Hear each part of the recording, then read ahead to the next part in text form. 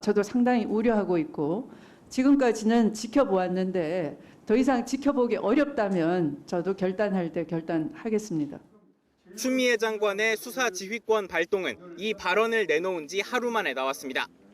앞서 한명숙 전 총리 진정 사건을 대검 감찰부에서도 조사하라고 지시를 내린 데 이어 2주 만에 다시 윤 총장을 저격하고 나선 겁니다.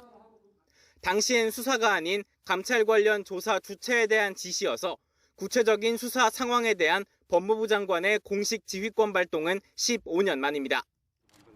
지난 2005년 당시 천정배 장관은 강정구 동국대 교수의 국가보안법 위반 사건과 관련해 불구속 수사하라며 헌정사상 처음으로 수사 지휘권을 발동했습니다. 구속수사 원칙을 내세우던 검찰의 반발이 이어졌고 당시 김종빈 검찰총장은 검찰의 정치적 중립을 지켜내지 못했다며 스스로 옷을 벗었습니다. 추 장관의 지휘권 발동이 법력권 일부의 사퇴 요구와 맞물려 윤석열 총장 거취에 대한 압박으로 해석되는 이유입니다.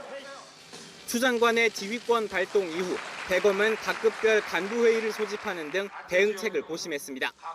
하지만 자문단 소집을 완전히 중단하거나 윤 총장이 수사지휘에서 손을 떼라는 지시 등에 대해선 입장을 내놓지 않았고 총장 거취에 대한 언급도 없었습니다.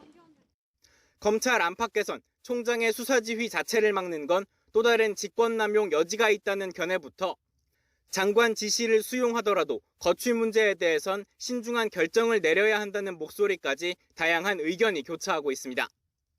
15년 전 검찰총장의 사퇴를 촉구했던 대검 참모들과 평검사들이 이번 지휘권 발동을 두고 집단적인 목소리를 낼지도 변수입니다.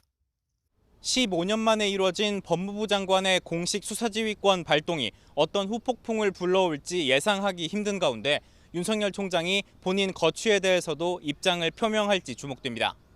YTN 이경국입니다.